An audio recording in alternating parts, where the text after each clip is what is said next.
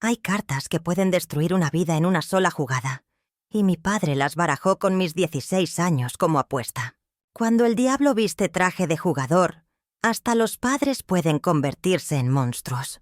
Aviso importante. La historia que escucharás a continuación es real. Nuestra protagonista, una abuela valiente, decidió compartir su relato, por más doloroso que sea, con la esperanza de ayudar a otras mujeres que hayan pasado por situaciones similares. Para proteger su identidad y la de su familia, los nombres han sido cambiados, pero el lugar y los hechos son reales. La voz que escucharás es una narradora sintética, utilizada para preservar la privacidad de nuestra abuela. Si tú también deseas compartir tu historia con el mundo, puedes escribirnos. Será un honor darle voz a otra mujer que logró sobrevivir y seguir adelante. Garantizamos que tu identidad y tu historia estarán siempre protegidas con nosotros. Hola, mis queridos. Aquí es Isabela Torres con mis 70 años sobrevividos, hablándoles desde mi hogar en Cholula, aquí en Puebla, México. Las mujeres mexicanas enfrentamos historias de vida sorprendentes, llenas de lucha y sacrificio, pero pocas cargan con secretos tan oscuros como el mío. Antes de abrir mi corazón, quiero conectar con ustedes. ¿Alguna vez descubrieron que la persona que más debía protegerlas fue quien más las lastimó? Si esto toca tu alma, dale like, suscríbete al canal y cuéntame en los comentarios si también tuviste que perdonar lo imperdonable. Formamos una gran familia aquí donde las verdades más dolorosas finalmente pueden ser sanadas. Nací en 1955, cuando las hijas éramos propiedad del padre hasta el matrimonio. Crecí en una casa de adobe con techo de tejas rojas, siempre con aroma a tortillas recién hechas que preparaba mi madre Esperanza, quien trabajaba como costurera para sostener nuestra familia. Mi padre Roberto era carpintero, pero su verdadera pasión eran los juegos de cartas y los gallos. Estuve casada con Javier Martínez durante 35 años. Él trabajaba de herrero, hasta que me divorcié cuando descubrí su vicio al juego, que me recordaba demasiado a mi infancia. Ahora paso mis días cuidando mi jardín, jugando dominó en el parque con mis amigas y encontrando paz en la iglesia. Mi historia involucra personajes que marcaron mi destino para siempre. Mi padre Roberto, ese hombre de manos hábiles para la madera pero débiles ante las cartas. Mi madre Esperanza, quien sabía pero callaba por miedo. Mi hermana menor Carmen, que tenía apenas 12 años y presenció todo desde las sombras. Está también don Aurelio Vázquez, el hombre mayor que ganó esa partida maldita, dueño de la cantina El Gallo de Oro, donde mi padre perdía nuestro sustento cada semana. Su esposa, doña Remedios, que conocía las intenciones de su marido. Mi tía Soledad, hermana de mi madre, quien intentó rescatarme cuando supo lo que había pasado. Y el padre Miguel, el párroco que después trató de ayudarme a sanar las heridas del alma. Todos ellos fueron testigos o cómplices de la noche en que mi padre, con 3 copas de tequila encima y una mala racha que duraba meses, decidió que mi virginidad podía saldar sus deudas de juego. Aquella noche que marcó mi destino para siempre, comenzó como muchas otras en nuestra pequeña casa de Cholula. El aroma a mole poblano que mi madre había preparado para la cena aún flotaba en el aire tibio, mezclándose con el humo de los cigarrillos que mi padre fumaba sin parar cuando las cartas no le favorecían. A mis 16 años ya conocía perfectamente los sonidos que anunciaban el peligro. El raspar de la silla cuando él se levantaba bruscamente de la mesa, el golpe seco de los naipes contra la madera, el tintineo de las monedas que contaba una y otra vez con manos temblorosas. Esa tarde, mientras ayudaba a mi madre Esperanza a lavar los trastes en la pequeña cocina, escuché las voces de los hombres que habían llegado para el juego semanal. Don Aurelio Vázquez, el usurero del pueblo, había traído consigo a otros jugadores que yo no conocía. Sus risas ásperas y el olor a alcohol barato que emanaba del comedor me producían un nudo en el estómago. Carmen, mi hermana mayor, me había advertido en voz baja que papá había perdido mucho dinero esa semana en la herrería y que los acreedores comenzaban a presionarlo. El ruido de fichas y cartas se intensificó conforme avanzaba la noche. Desde mi cuarto podía oír los gritos de júbilo cuando alguien ganaba, seguidos por largos silencios cargados de tensión. Mi padre, Roberto, tenía esa voz particular cuando perdía. Se volvía más grave, más desesperada, como si cada palabra le costara un pedazo del alma. Yo me tapé los oídos con la almohada, tratando de ignorar el presentimiento, que me encogía el pecho como una garra helada. La incertidumbre de nuestra situación familiar creaba un ambiente de tensión que esa noche alcanzaría proporciones que jamás imaginé posibles. Para entender cómo llegamos a esa noche terrible, necesito contarles sobre las personas que rodearon mi juventud en Cholula, esas figuras que marcaron el rumbo de mi destino, sin que yo lo supiera entonces. Mi padre era un hombre de contradicciones que me desgarraba el alma. Durante el día trabajaba en su herrería con manos expertas, forjando herraduras y rejas con una dedicación que me llenaba de orgullo.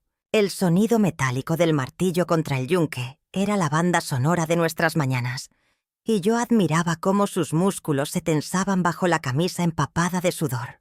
Tenía una sonrisa que podía iluminar cualquier habitación y una forma de abrazarnos que nos hacía sentir las niñas más protegidas del mundo. Pero cuando caía la noche, ese mismo hombre se transformaba en alguien irreconocible. Sus ojos se encendían con una fiebre extraña al escuchar el tintineo de las monedas en los bolsillos de otros hombres. El aroma del mezcal se volvía su compañero inseparable, y sus pasos se dirigían inevitablemente hacia las casas, donde resonaban las cartas cayendo sobre las mesas de madera. Mi madre, Esperanza, era el pilar que sostenía nuestra familia tambaleante. A los 40 años, conservaba una belleza serena que contrastaba con las ojeras que las preocupaciones habían tallado bajo sus ojos pardos. Tenía manos suaves pero firmes, capaces de amasar el pan más delicioso y de consolar cualquier dolor con solo acariciar nuestras frentes. Su voz melodiosa intentaba mantener la armonía en casa, cantando canciones antiguas mientras bordaba para ganarse unos pesos extra. Carmen, mi hermana menor, era una niña de apenas 12 años con rizos castaños que bailaban cuando reía. Tenía la inocencia que yo ya había comenzado a perder, pero también una sensibilidad especial que le permitía percibir las tensiones familiares como pequeños terremotos emocionales. La veía observar a nuestro padre, con una mezcla de amor y temor que me partía el corazón. La presión de las deudas comenzaba a volverse insostenible. Cholula, en los años 50, era una ciudad donde las reglas no escritas se grababan a fuego en el alma de cada familia. El olor a copal se mezclaba con el aroma del mole poblano que hervía en los braseros de barro, mientras las campanas de las iglesias marcaban el ritmo de una vida donde cada persona conocía exactamente su lugar en el mundo. Las mujeres como yo vivíamos encerradas entre 4 paredes de adobe, aprendiendo a bordar, a cocinar y a mantener la boca cerrada. Mi madre Esperanza repetía cada mañana las mismas palabras mientras trenzaba mi cabello. Una señorita decente no habla fuerte, no mira a los hombres a los ojos y obedece a su padre hasta el día que obedezca a su marido. Sus dedos tironeaban mi pelo con cada advertencia, como si quisiera atar mis pensamientos rebeldes junto con mis trenzas. En esas calles empedradas donde los burros cargaban agua desde los pozos, las hijas éramos monedas guardadas en arcas familiares. Nuestro valor se medía en la blancura de nuestras enaguas almidonadas y en la virginal bajada de nuestros ojos. Los padres hablaban de nosotras como quien habla de sus cosechas. Mi Isabela ya está en edad de dar frutos. Escuché decir una vez a mi padre, mientras conversaba con los compadres en el portal de la casa.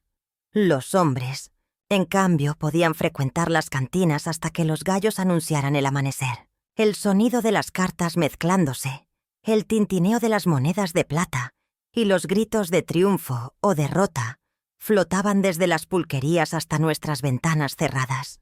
Mi padre regresaba con los ojos vidriosos y el aliento agrio, tambaleándose entre las macetas de geranios que mi madre cuidaba con tanto esmero. La sociedad cholulteca veía el juego masculino como un derecho natural, una válvula de escape para el peso de mantener familias numerosas. Nadie cuestionaba las ausencias nocturnas, ni las monedas que desaparecían misteriosamente de los jarros de barro donde guardábamos los ahorros. Los hombres necesitan sus distracciones, susurraban las vecinas mientras lavaban ropa en el río, como si fuera una ley divina escrita en las piedras de nuestras pirámides ancestrales. En ese mundo donde mi destino ya estaba trazado desde el día que nací, Yo no sabía que mi padre había comenzado a mirarme con ojos diferentes. La mirada de mi padre al jugar era cada vez más peligrosa. Ahora, cuando recuerdo aquellos días con la claridad dolorosa que dan los años, comprendo que mi padre no era simplemente un hombre con vicios. Era un hombre atormentado por una desesperación que jamás compartió con nadie. Las deudas se habían acumulado como una montaña que crecía cada noche, cada apuesta perdida, cada promesa rota a prestamistas que ya no creían en sus palabras. Lo veía caminar por la casa durante las madrugadas, arrastrando los pies descalzos sobre el piso de adobe frío. Sus manos temblaban cuando contaba las pocas monedas que quedaban en la mesa de la cocina, haciendo sonar el metal contra la madera con un tintineo que se volvió el sonido de mi infancia. El olor a pulque rancio se había vuelto permanente en su ropa, mezclado con el sudor agrio del miedo. En su mente perturbada, yo me había convertido en algo más que su hija. Era su última carta, su única esperanza de salvación. Cuando me miraba durante las cenas silenciosas, sus ojos calculaban, medían, evaluaban. No veía a la niña que había cargado en brazos años atrás, sino a una posible solución a sus problemas. Mi juventud, mi pureza, todo lo que debería haber protegido como padre, lo había transformado en una mercancía valiosa. Los prestamistas habían comenzado a tocar la puerta con más frecuencia. Sus voces ásperas se filtraban a través de las paredes de nuestra pequeña casa, exigiendo pagos que mi padre no podía cumplir. «Aurelio tiene algo que puede interesarte», le habían dicho. «Algo fresco. Algo que vale más que todo lo que debes». Las palabras se quedaron grabadas en su memoria, como hierro al rojo vivo. Mi padre se convenció de que una sola noche podría cambiarlo todo. Una apuesta audaz, arriesgando lo que consideraba su bien más preciado, podría librarlo de años de deudas. Su lógica retorcida lo había llevado a creer que sacrificar mi futuro podría salvarnos a ambos. No comprendía que lo que estaba a punto de perder era infinitamente más valioso que cualquier cantidad de dinero. Mientras yo bordaba junto a la ventana esa tarde, completamente ajena a sus planes, mi padre afilaba su navaja de afeitar con movimientos nerviosos. El metal raspaba contra la piedra con un sonido siniestro que me erizaba la piel sin saber por qué. La noche que cambiaría nuestras vidas para siempre se acercaba, y la tensión en el aire se volvía casi palpable. En casa, el aire se había espesado como cuando llega una tormenta de verano en Cholula. Mi madre Esperanza iba y venía por los pasillos como alma en pena, recogiendo las mismas cosas una y otra vez, sus manos temblando mientras ordenaba compulsivamente la cocina. El tintineo de los platos contra sus dedos nerviosos creaba una melodía discordante que me ponía los pelos de punta. Carmen, mi hermana menor, se había vuelto un fantasma en nuestra propia casa. La veía escabullirse hacia su cuarto cada vez que escuchaba las voces alzarse desde la sala, donde mi padre y mi madre sostenían sus discusiones diarias sobre las deudas que crecían como maleza después de las lluvias. Sus 15 años la hacían más perceptiva de lo que cualquiera imaginaba, y sus ojos reflejaban un miedo que yo no entendía completamente. «No hay dinero para el mandado, Aurelio», gritaba mi madre, su voz quebrándose como vidrio sobre las baldosas. «Los niños no han desayunado como debe ser en 3 días». El aroma de los frijoles aguados que hervían en la estufa confirmaba sus palabras, y mi estómago se contraía no solo de hambre, sino de una angustia que no sabía explicar. Mi padre respondía siempre lo mismo, con esa sonrisa torcida que había comenzado a darme escalofríos. «Mañana todo se arregla, mujer. Confía en mí». Sus dedos tamborileaban constantemente sobre la mesa de madera, como si estuviera jugando cartas invisibles, y sus ojos tenían ese brillo febril que aparecía cuando pensaba en su próxima partida. Los vecinos ya murmuraban cuando pasaban frente a nuestra casa. Doña Remedios, la del puesto de verduras, había comenzado a negar crédito a mi madre, y yo sentía las miradas de lástima clavándose en mi espalda cuando caminaba por las calles empedradas del centro. Una noche, mientras ayudaba a mi madre a doblar la ropa, la escuché sollozar quedamente. «Algo malo va a pasar, Isabela», me susurró, sus lágrimas cayendo sobre las camisas remendadas. «¿Tu padre tiene esa mirada? La misma que tenía cuando vendió la máquina de coser de mi madre». La tensión se había vuelto tan densa que podía saborearse, amarga como el café de olla recalentado. Carmen apenas hablaba durante las cenas, y yo comenzaba a tener pesadillas donde mi padre contaba cartas mientras algo terrible se acercaba a nuestra familia. ¿Qué harías tú en mi lugar? La tensión era palpable, y algo oscuro se cernía sobre nosotros. Las pesadillas eran apenas el reflejo de lo que ya empezaba a vivir despierta. Durante el día, cuando mi padre creía que no lo observaba, notaba cosas que antes pasaban desapercibidas. Sus amigos del juego llegaban a casa con una familiaridad que me incomodaba. Sus ojos recorrían mi cuerpo de una manera que me hacía cruzar los brazos sobre el pecho. Roberto especialmente tenía esa sonrisa torcida que me erizaba la piel cada vez que me miraba. Mi madre, Esperanza, parecía haberse vuelto invisible en su propia casa. Se movía por los rincones como una sombra, evitando cualquier encuentro con esos hombres que invadían nuestro hogar con el aroma acre del tabaco barato y el tequila derramado. Cuando intentaba acercarme a ella, desviaba la mirada y murmuraba excusas para alejarse. Los susurros comenzaron a volverse más frecuentes. Desde mi cuarto, escuchaba conversaciones a medias que se cortaban abruptamente cuando mis pasos sonaban en el pasillo de ladrillos fríos. Palabras sueltas llegaban hasta mí como fragmentos de una pesadilla. La muchacha está creciendo. Podría servir. Mi estómago se contraía cada vez que las escuchaba, pero mi mente inocente se negaba a conectar esos comentarios conmigo. Mi padre había cambiado. Ya no era el herrero respetado que regresaba a casa con las manos manchadas de hollín y una sonrisa cansada. Ahora llegaba con los ojos inyectados de sangre, la ropa arrugada y ese olor a desesperación que se pega a la piel como una segunda naturaleza. Sus manos temblaban cuando no sostenían las cartas, y su mirada se había vuelto calculadora, fría. Carmen trataba de advertirme sin palabras. Me jalaba del brazo cuando esos hombres estaban en casa, me empujaba hacia nuestro cuarto compartido y cerraba la puerta con seguro. «No salgas hasta que se vayan», me susurraba con una urgencia que no comprendía del todo. Sus ojos reflejaban un miedo que yo aún no podía nombrar. Una tarde, mientras ayudaba a mi madre a tender la ropa en el patio, escuché a mi padre hablando con don Aurelio Vázquez. «Ya no me queda mucho que apostar», decía con la voz quebrada por la desesperación. «Pero tengo algo que podría interesarte». La risa ronca de don Aurelio me heló la sangre, aunque no entendiera el significado completo de esas palabras. Las señales estaban ahí, gritando una verdad que mi corazón de 16 años se negaba a aceptar. La oscuridad que rodeaba a mi padre pronto revelaría su verdadero rostro. Esa noche, después de verlo regresar de la cantina con esa sonrisa extraña, me quedé despierta esperando escuchar sus pasos en el corredor. Había algo diferente en su manera de caminar, una confianza que no había visto en meses. Me asomé por la rendija de mi puerta y lo vi sentado en la mesa de la cocina, contando monedas con los dedos temblorosos, murmurando números en voz baja. «Mañana todo cambiará», lo escuché decir mientras guardaba el dinero en su bolsillo. «Mañana recuperaré todo lo que he perdido». Mi corazón comenzó a latir más rápido.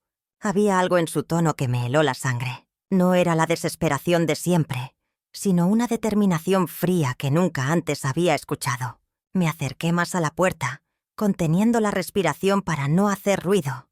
«Isabela es mi salvación», susurró, y al escuchar mi nombre, el mundo se detuvo a mi alrededor. Ella vale más que cualquier carta, más que cualquier peso que haya perdido. Roberto lo entenderá cuando la vea. Las palabras se clavaron en mi pecho como dagas heladas. Roberto era el hombre que frecuentaba la cantina, el mismo que siempre miraba a las mujeres jóvenes con esos ojos hambrientos que me daban escalofríos, el mismo que había visto susurrarle cosas al oído a mi padre durante las últimas semanas. Mi padre continuó hablando solo, pero ahora su voz sonaba más clara, más decidida. «Una partida, solo una partida más. Si gano, cancelo todas mis deudas. Si pierdo...» Se detuvo, y en ese silencio comprendí la horrible verdad que había estado gestándose en las sombras. Los fragmentos de conversaciones que había escuchado durante días comenzaron a cobrar sentido. Las miradas que Roberto me dirigía cuando venía a cobrar, Las preguntas extrañas sobre mi edad, sobre si tenía novio, la forma en que mi padre evitaba mi mirada cuando hablaban de mí. El aire se me escapó de los pulmones cuando la realidad me golpeó con toda su fuerza. No era solo dinero lo que mi padre planeaba apostar esa noche. Era yo, mi futuro, mi cuerpo, mi vida entera sobre una mesa de cartas manchada de alcohol y desesperación. Las lágrimas comenzaron a rodar por mis mejillas, mientras entendía que para él, yo no era su hija. Era su última carta para salir del abismo que él mismo había cavado. La ansiedad se apoderó de mí ante lo que se avecinaba. Esa noche no pude cerrar los ojos. Cada vez que intentaba dormir, las palabras de don Roberto resonaban en mi mente como campanas funerarias. La imagen de mi padre sentado en esa mesa, jugando con mi destino como si fuera cualquier objeto, se había grabado a fuego en mi alma. Me levanté varias veces para beber agua, sintiendo la garganta seca y el corazón martillando contra mi pecho como un tambor desesperado. Cuando llegó el amanecer, todo en mi casa se veía diferente. Los muebles que conocía desde pequeña parecían extraños, como si hubieran perdido su familiaridad durante la noche. El olor a café que siempre me había reconfortado ahora me revolvía el estómago. Incluso el cantar de los pájaros en el patio sonaba distorsionado, como si el mundo entero hubiera cambiado de forma imperceptible pero definitiva. Mi madre preparó el desayuno como siempre, tarareando esa canción que solía cantarme cuando era niña, pero ahora su voz me parecía lejana, como si viniera de otro mundo. ¿Cómo podía seguir con su rutina normal cuando todo se había derrumbado? Me senté a la mesa y fingí comer, moviendo los frijoles en el plato mientras observaba cada gesto suyo, preguntándome si ella sabía algo de lo que había pasado. ¿Te sientes bien, mija? Te veo muy pálida, me preguntó con genuina preocupación. Sus ojos marrones, los mismos que siempre habían sido mi refugio, ahora me parecían diferentes. No porque hubieran cambiado, sino porque yo ya no era la misma persona que había sido 24 horas antes.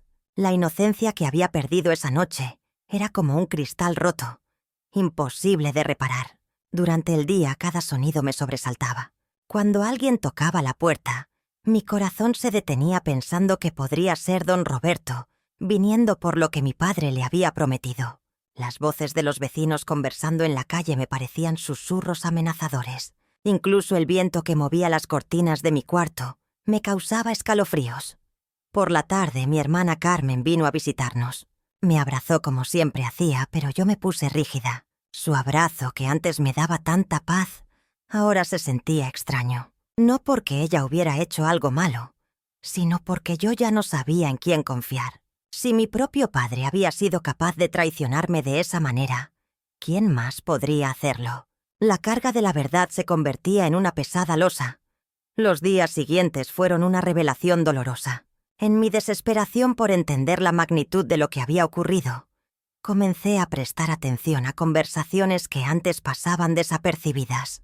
Las mujeres del mercado susurraban sobre hijas que habían desaparecido repentinamente, familias que se mudaban sin explicación, jóvenes que de un día para otro cambiaban su forma de ser. Una tarde, mientras esperaba a que don Aurelio Vázquez terminara de hablar con unos hombres afuera de la cantina, escuché fragmentos de una conversación que me heló la sangre. Hablaban de otras apuestas, otros padres que habían perdido más de lo que podían permitirse. Mi nombre se mencionó entre risas crueles, pero también escuché otros nombres, otras historias similares a la mía. Carmen había notado mi comportamiento extraño y me siguió esa tarde. Cuando me vio escondida detrás de los sacos de maíz, tratando de escuchar, se acercó con el ceño fruncido. «¿Qué haces aquí, Isabela?», me preguntó en voz baja. No pude responderle de inmediato. Las palabras que acababa de escuchar resonaban en mi mente como campanas de muerte. «Hay más», logré susurrar finalmente. «Hay más como yo». Carmen me miró sin entender, pero yo ya estaba conectando los puntos. La hija de la panadera, que había comenzado a trabajar de sirvienta en una casa lejana sin previo aviso. La muchacha que vivía cerca del río, que ahora caminaba con la cabeza gacha y nunca hablaba con nadie.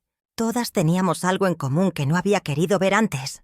El juego de cartas no era solo el vicio de mi padre, era un negocio. una red de intercambios donde los hombres apostaban lo más valioso que tenían, sus hijas. La cantina se había convertido en un mercado de almas, y nosotras éramos la mercancía que cambiaba de manos cuando la suerte abandonaba a nuestros padres. Esa noche, mientras yacía en mi cama, el peso de esta comprensión me aplastaba el pecho. No era la única víctima de esta tradición perversa. Había un sistema completo funcionando en las sombras de Cholula, donde la desesperación de los hombres se pagaba con la inocencia de sus hijas. Mi madre, Esperanza, dormía a mi lado, ajena a la red de horror que se extendía por nuestro pueblo. La rabia comenzó a crecer dentro de mí, reemplazando gradualmente el miedo paralizante. No solo había sido traicionada por mi padre, había sido entregada a un sistema que funcionaba con el silencio y la complicidad de toda una comunidad. Las vidas destrozadas por el juego se agrandaban en mi mente. Esa rabia que sentía se volvió mi motor para seguir indagando. Durante los días siguientes, comencé a escuchar con más atención las conversaciones susurradas en el mercado, los comentarios que las mujeres hacían cuando creían que nadie las oía. Y fue así como descubrí que la historia de mi padre no era única ni aislada. En la tienda de don Salomón, mientras compraba harina para mi madre, escuché a dos señoras hablar en voz baja sobre la hija de los Herrera, que había desaparecido meses atrás después de que su padre perdiera una apuesta particularmente alta. «Se la llevaron al amanecer», susurró una de ellas, «y nunca más supimos de ella». El estómago se me revolvió al imaginar que ese podría ser mi destino. Pero lo que más me perturbó fue enterarme de que Roberto no era simplemente un ganador afortunado. En la cantina donde mi padre solía beber, logré acercarme lo suficiente para escuchar a los hombres hablar sobre él. Roberto tenía fama de coleccionar estas deudas especiales, como las llamaban con una sonrisa retorcida. Aparentemente, había al menos 3 muchachas más en Cholula que habían sido entregadas de la misma manera en los últimos 2 años. El corazón me latía con fuerza cuando me enteré de que una de ellas, Esperanza, trabajaba ahora en su casa como sirvienta. Los rumores decían que había intentado escapar 2 veces, pero que él siempre la encontraba. La descripción que hacían de su mirada apagada y sus manos temblorosas me llenó de un terror helado. Mi madre, sin saberlo, confirmó mis peores temores cuando comentó casualmente durante la cena: «Qué extraño que Esperanza ya no venga por aquí. Era tan alegre antes». No se daba cuenta de que estaba hablando de una muchacha cuyo destino podría ser idéntico al mío. Esa noche, acostada en mi petate, comprendí que no era solo mi vida la que estaba en juego. Roberto había convertido estas apuestas en un negocio, y mi padre había sido solo una pieza más en su juego macabro. El miedo se transformó en una determinación fría y calculadora. El peso de todos estos secretos me llevó a pensar seriamente en una forma de huida. La idea de escapar comenzó a obsesionarme como una melodía repetitiva que no podía sacar de mi cabeza. Durante los días siguientes a descubrir la magnitud de la deuda de mi padre, me sorprendí imaginando escenarios imposibles. Tomar el dinero que había ahorrado de mi trabajo en la panadería y huir en el primer autobús que saliera de Cholula. El sonido del viento nocturno entre los árboles del patio me parecía una invitación a desaparecer, a convertirme en una sombra que nadie pudiera encontrar. Pasé horas contando y recontando mis escasos pesos, calculando cuánto me alcanzaría para llegar a la Ciudad de México o tal vez a Guadalajara. El olor a canela y pan dulce que siempre impregnaba mi ropa de trabajo se volvió un recordatorio amargo de la vida simple que estaba a punto de perder. Mi hermana Carmen me preguntó varias veces por qué lucía tan distraída, por qué no respondía cuando me hablaba. Yo solo le sonreía y mentía, diciéndole que estaba cansada del trabajo. Intenté convencerme de que todo era una pesadilla pasajera, que mi padre encontraría una solución milagrosa. Esperanza, mi madre, notó mi nerviosismo y me preparó té de manzanilla, esa infusión tibia que sabía a consuelo maternal. Pero ni siquiera su preocupación genuina podía calmar la tormenta que crecía en mi interior. Cada vez que escuchaba los pasos pesados de mi padre acercarse a la casa, mi corazón se aceleraba y mis manos comenzaban a temblar. Una noche decidí caminar hasta la iglesia del pueblo, buscando tal vez encontrar respuestas en la penumbra iluminada por velas votivas. El eco de mis pasos sobre las piedras frías del piso resonaba como un latido irregular. Me arrodillé frente al altar y traté de rezar, pero las palabras se me atoraban en la garganta. Lo único que salía de mis labios era un susurro entrecortado, pidiendo que todo fuera solo un malentendido terrible. Sin embargo, cada intento de autoengaño se desmoronaba cuando regresaba a casa y veía el rostro demacrado de mi padre, sus ojos hundidos que evitaban los míos. La realidad se estaba convirtiendo en una sombra que me perseguía. La sombra finalmente me había alcanzado en mi propia habitación, donde me quedé sentada en el borde de mi cama durante horas, mirando fijamente la pequeña maleta que había empacado en un momento de desesperación. Mis manos temblaron al abrirla lentamente y contemplar mis pocas pertenencias. Un vestido dominguero, algunas prendas íntimas, la medalla de la Virgen que me había regalado mi madre antes de morir. Todo parecía tan insignificante, tan inútil para protegerme de lo que se avecinaba. Cerré los ojos y permití que la verdad me atravesara como una lanza helada. No había escapatoria posible. Roberto vendría a reclamar lo que había ganado, y mi padre había sellado mi destino con sus propias manos temblorosas sobre esas malditas cartas. Cada plan de huida que había imaginado se desmoronaba ante una realidad aplastante. Era una muchacha de 16 años sin dinero, sin protección, sin nadie a quien acudir en un pueblo donde todos conocían la deshonra de mi familia. La rabia que había mantenido a raya durante días finalmente brotó de mi pecho como lava ardiente. Me levanté de golpe y estrellé mi puño contra la pared, sintiendo cómo el dolor físico apenas rozaba la superficie de mi sufrimiento interno. El ruido sordo resonó en toda la casa, pero mi padre no vino a preguntar qué había pasado. Su silencio cobarde era otra confirmación de que estaba sola en esta pesadilla. Caminé hasta el espejo agrietado que colgaba sobre mi tocador y me observé detenidamente. Mis mejillas habían perdido el color rosado de la inocencia. Mis ojos reflejaban una oscuridad que no reconocía. Ya no era la misma niña que jugaba en el patio trasero o que ayudaba a Carmen con las tareas del hogar. Mi padre había matado a esa niña en una mesa de juego y en su lugar había dejado a alguien que tendría que aprender a sobrevivir. Respiré profundamente, inhalando el olor a humedad de mi habitación, el aroma del copal que mi madre solía quemar, los vestigios de una vida que estaba a punto de terminar para siempre. Si no podía huir, si estaba condenada a enfrentar lo inevitable, entonces lo haría de pie. La aceptación exigía una acción. Esa determinación que había florecido en mi interior no duró mucho tiempo intacta. 2 días después de mi conversación con Carmen, cuando creí haber encontrado algo de fortaleza, la realidad me golpeó con una crueldad que jamás pude anticipar. Era una de esas noches sofocantes de Cholula, donde el aire se pegaba a la piel como una segunda capa de sudor, y el aroma de las tortillas quemadas de la cocina se mezclaba con el humo de los cigarrillos que flotaba desde la cantina. Mi padre había estado bebiendo desde el mediodía. Lo sabía por el sonido de sus pasos, arrastrándose por el piso de tierra, por la forma en que sus palabras se volvían pastosas cuando le gritaba a mi madre por cualquier nimiedades. Pero esa noche había algo diferente en el ambiente. Una tensión eléctrica que hacía que hasta los perros del barrio mantuvieran silencio. Desde la cocina podía escuchar las voces cada vez más altas, provenientes de la cantina improvisada en el patio trasero. Reconocí la risa áspera de don Aurelio Vázquez, ese hombre corpulento que siempre miraba a las mujeres como si fuéramos ganado en subasta. También estaba Roberto, con su voz ronca de fumador empedernido, y otros hombres del barrio que se reunían allí cada vez que había dinero de por medio. «Isabela, tráenos más pulque», gritó mi padre desde afuera, y en su voz había una urgencia que me erizó la piel. Cuando salí con la jarra de barro, noté inmediatamente cómo todas las miradas se posaron sobre mí de una manera que me hizo querer correr de vuelta a la casa. Don Aurelio me recorrió con los ojos de arriba abajo, deteniéndose en lugares que me hicieron estremecer. «Está creciendo bien la niña, ¿verdad, compadre?», le dijo a mi padre con una sonrisa que me heló la sangre. Mi padre ni siquiera me miró.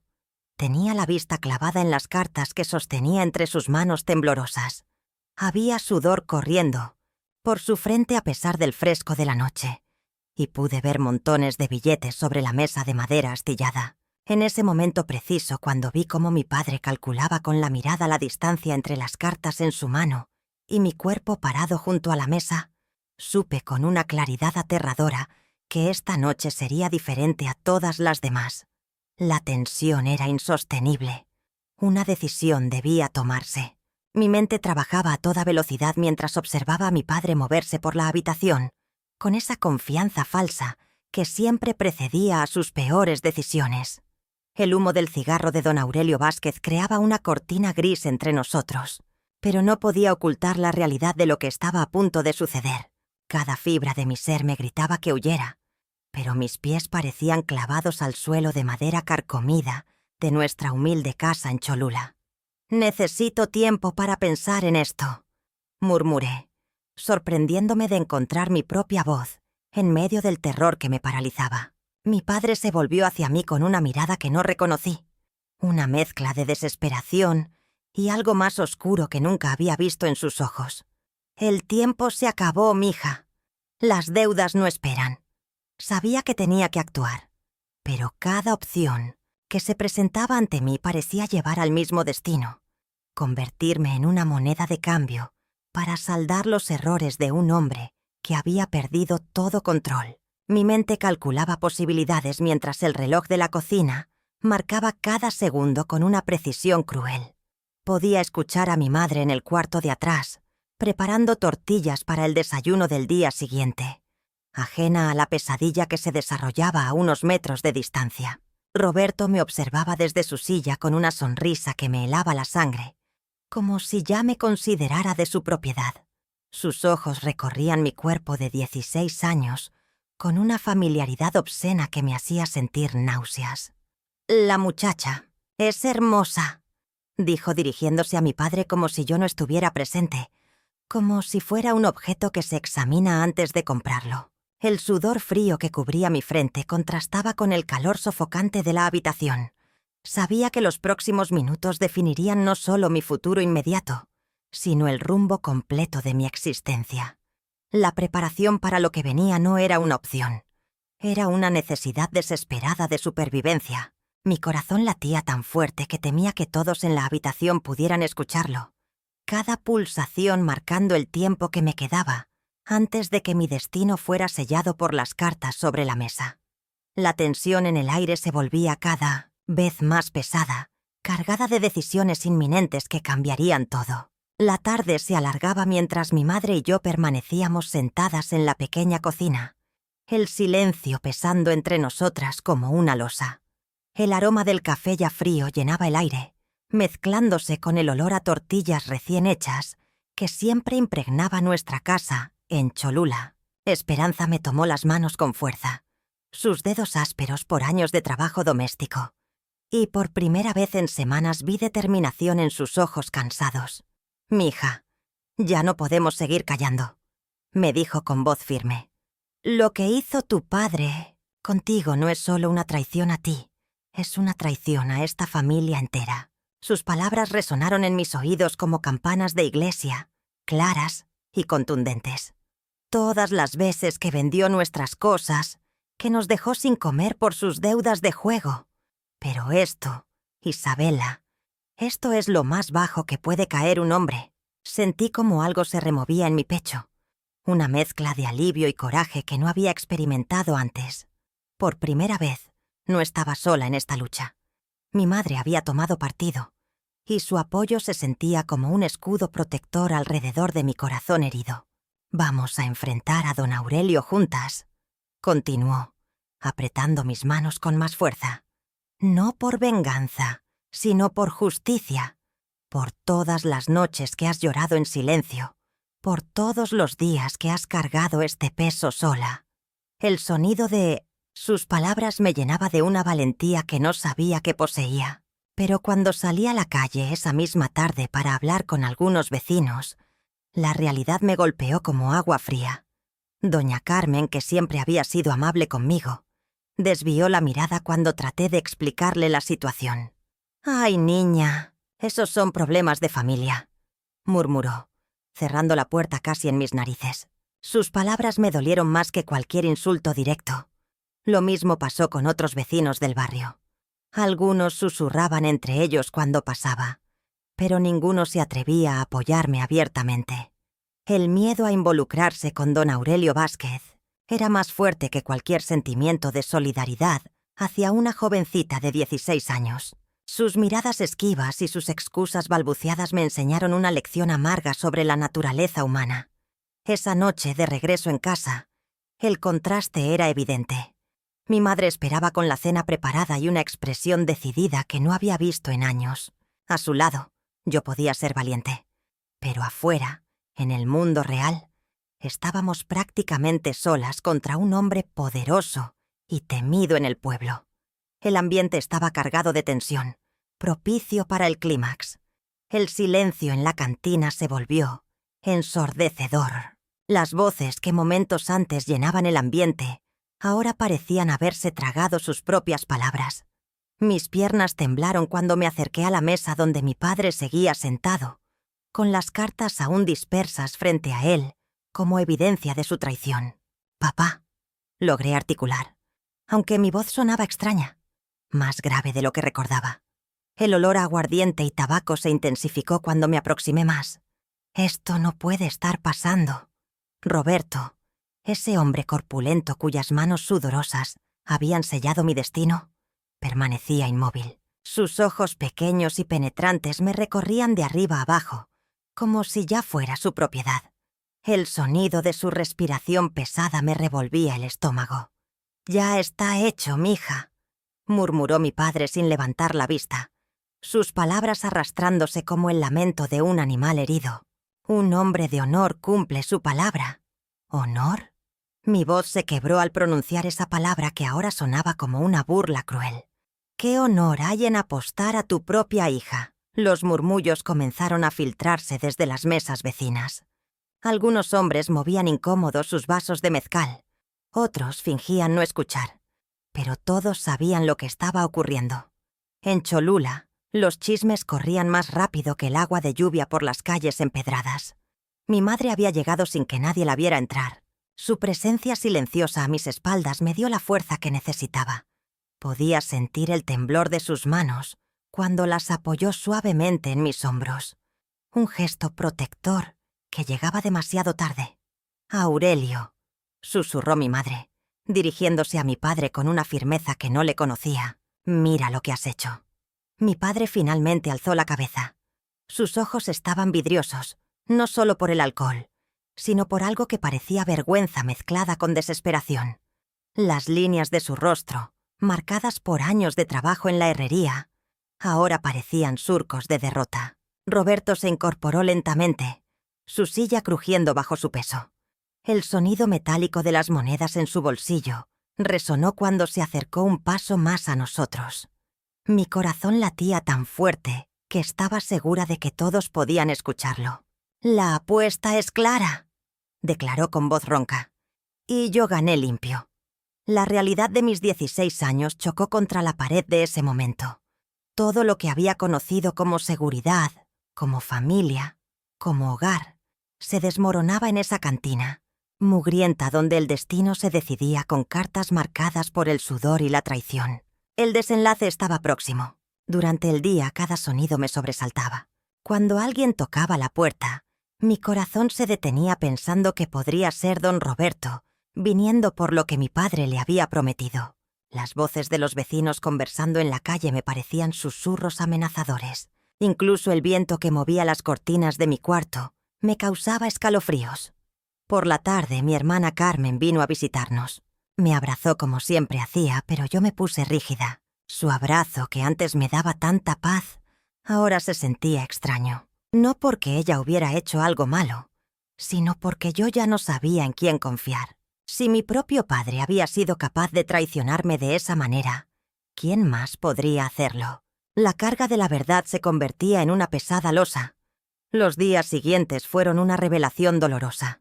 En mi desesperación por entender la magnitud de lo que había ocurrido, comencé a prestar atención a conversaciones que antes pasaban desapercibidas.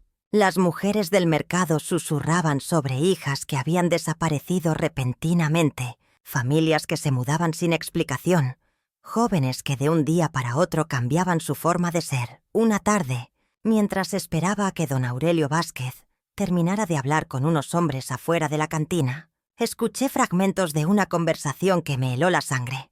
Hablaban de otras apuestas, otros padres que habían perdido más de lo que podían permitirse. Mi nombre se mencionó entre risas crueles, pero también escuché otros nombres, otras historias similares a la mía.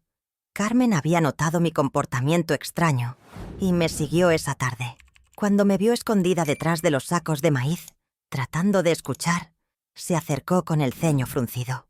«¿Qué haces aquí, Isabela?», me preguntó en voz baja. No pude responderle de inmediato. Las palabras que acababa de escuchar resonaban en mi mente como campanas de muerte. «Hay más», logré susurrar finalmente. «Hay más como yo». Carmen me miró sin entender, pero yo ya estaba conectando los puntos. La hija de la panadera, que había comenzado a trabajar de sirvienta en una casa lejana sin previo aviso. La muchacha que vivía cerca del río, que ahora caminaba con la cabeza gacha y nunca hablaba con nadie. Todas teníamos algo en común que no había querido ver antes. El juego de cartas no era solo el vicio de mi padre, era un negocio. Una red de intercambios donde los hombres apostaban lo más valioso que tenían, sus hijas.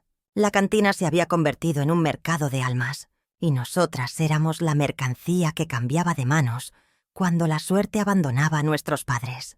Esa noche, mientras yacía en mi cama, el peso de esta comprensión me aplastaba el pecho. No era la única víctima de esta tradición perversa.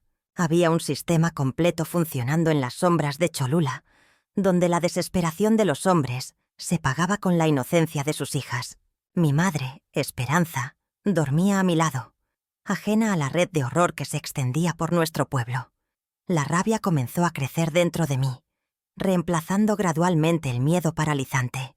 No solo había sido traicionada por mi padre, había sido entregada a un sistema que funcionaba con el silencio y la complicidad de toda una comunidad. Las vidas destrozadas por el juego se agrandaban en mi mente. Esa rabia que sentía se volvió mi motor para seguir indagando. Durante los días siguientes, comencé a escuchar con más atención las conversaciones susurradas en el mercado, los comentarios que las mujeres hacían cuando creían que nadie las oía. Y fue así como descubrí que la historia de mi padre no era única ni aislada. En la tienda de don Salomón, mientras compraba harina para mi madre, escuché a dos señoras hablar en voz baja sobre la hija de los Herrera, que había desaparecido meses atrás después de que su padre perdiera una apuesta particularmente alta. «Se la llevaron al amanecer», susurró una de ellas, «y nunca más supimos de ella». El estómago se me revolvió al imaginar que ese podría ser mi destino. Pero lo que más me perturbó fue enterarme de que Roberto no era simplemente un ganador afortunado. En la cantina donde mi padre solía beber, logré acercarme lo suficiente para escuchar a los hombres hablar sobre él. Roberto tenía fama de coleccionar estas deudas especiales, como las llamaban con una sonrisa retorcida. Aparentemente, había al menos 3 muchachas más en Cholula que habían sido entregadas de la misma manera en los últimos 2 años.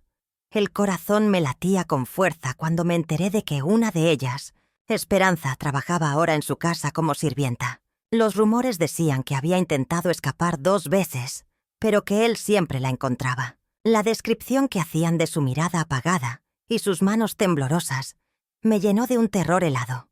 Mi madre, sin saberlo, confirmó mis peores temores cuando comentó casualmente durante la cena: «Qué extraño que Esperanza ya no venga por aquí. Era tan alegre antes». No se daba cuenta de que estaba hablando de una muchacha cuyo destino podría ser idéntico al mío. Esa noche, acostada en mi petate, comprendí que no era solo mi vida la que estaba en juego. Roberto había convertido estas apuestas en un negocio, y mi padre había sido solo una pieza más en su juego macabro. El miedo se transformó en una determinación fría y calculadora. El peso de todos estos secretos me llevó a pensar seriamente en una forma de huida. La idea de escapar comenzó a obsesionarme como una melodía repetitiva que no podía sacar de mi cabeza. Durante los días siguientes a descubrir la magnitud de la deuda de mi padre, me sorprendí imaginando escenarios imposibles. tomar el dinero que había ahorrado de mi trabajo en la panadería y huir en el primer autobús que saliera de Cholula. El sonido del viento nocturno entre los árboles del patio me parecía una invitación a desaparecer, a convertirme en una sombra que nadie pudiera encontrar. Pasé horas contando y recontando mis escasos pesos, calculando cuánto me alcanzaría para llegar a la Ciudad de México o tal vez a Guadalajara. El olor a canela y pan dulce que siempre impregnaba mi ropa de trabajo se volvió un recordatorio amargo de la vida simple que estaba a punto de perder. Mi hermana Carmen me preguntó varias veces por qué lucía tan distraída, por qué no respondía cuando me hablaba. Yo solo le sonreía y mentía, diciéndole que estaba cansada del trabajo. Intenté convencerme de que todo era una pesadilla pasajera, que mi padre encontraría una solución milagrosa. Esperanza, mi madre, notó mi nerviosismo y me preparó té de manzanilla, esa infusión tibia que sabía a consuelo maternal. Pero ni siquiera su preocupación genuina podía calmar la tormenta que crecía en mi interior. Cada vez que escuchaba los pasos pesados de mi padre acercarse a la casa, mi corazón se aceleraba y mis manos comenzaban a temblar. Una noche decidí caminar hasta la iglesia del pueblo, buscando tal vez encontrar respuestas en la penumbra iluminada por velas votivas. El eco de mis pasos sobre las piedras frías del piso resonaba como un latido irregular. Me arrodillé frente al altar y traté de rezar, pero las palabras se me atoraban en la garganta. Lo único que salía de mis labios era un susurro entrecortado, pidiendo que todo fuera solo un malentendido terrible. Sin embargo, cada intento de autoengaño se desmoronaba cuando regresaba a casa y veía el rostro demacrado de mi padre, sus ojos hundidos que evitaban los míos. La realidad se estaba convirtiendo en una sombra que me perseguía. La sombra finalmente me había alcanzado en mi propia habitación, donde me quedé sentada en el borde de mi cama durante horas, mirando fijamente la pequeña maleta que había empacado en un momento de desesperación. Mis manos temblaron al abrirla lentamente y contemplar mis pocas pertenencias. Un vestido dominguero, algunas prendas íntimas, la medalla de la Virgen que me había regalado mi madre antes de morir. Todo parecía tan insignificante, tan inútil para protegerme de lo que se avecinaba. Cerré los ojos y permití que la verdad me atravesara como una lanza helada. No había escapatoria posible. Roberto vendría a reclamar lo que había ganado, y mi padre había sellado mi destino con sus propias manos temblorosas sobre esas malditas cartas. Cada plan de huida que había imaginado se desmoronaba ante una realidad aplastante. Era una muchacha de 16 años sin dinero, sin protección, sin nadie a quien acudir en un pueblo donde todos conocían la deshonra de mi familia. La rabia que había mantenido a raya durante días finalmente brotó de mi pecho como lava ardiente. Me levanté de golpe y estrellé mi puño contra la pared, sintiendo cómo el dolor físico apenas rozaba la superficie de mi sufrimiento interno. El ruido sordo resonó en toda la casa, pero mi padre no vino a preguntar qué había pasado. Su silencio cobarde era otra confirmación de que estaba sola en esta pesadilla. Caminé hasta el espejo agrietado que colgaba sobre mi tocador y me observé detenidamente. Mis mejillas habían perdido el color rosado de la inocencia. Mis ojos reflejaban una oscuridad que no reconocía. Ya no era la misma niña que jugaba en el patio trasero o que ayudaba a Carmen con las tareas del hogar. Mi padre había matado a esa niña en una mesa de juego y en su lugar había dejado a alguien que tendría que aprender a sobrevivir. Respiré profundamente, inhalando el olor a humedad de mi habitación, el aroma del copal que mi madre solía quemar, los vestigios de una vida que estaba a punto de terminar para siempre. Si no podía huir, si estaba condenada a enfrentar lo inevitable, entonces lo haría de pie. La aceptación exigía una acción. El camino hacia la sanación no fue inmediato ni sencillo. Durante años, cada vez que alguien mencionaba la palabra «padre», sentía que el estómago se me contraía. El olor a cartas viejas o el sonido de dados cayendo sobre una mesa me transportaban de inmediato a esa noche horrible cuando tenía 16 años. Pero con el tiempo aprendí que las heridas, más profundas también pueden convertirse en las fuentes más poderosas de sabiduría. La primera gran lección fue entender que yo no era responsable de las decisiones monstruosas de mi padre.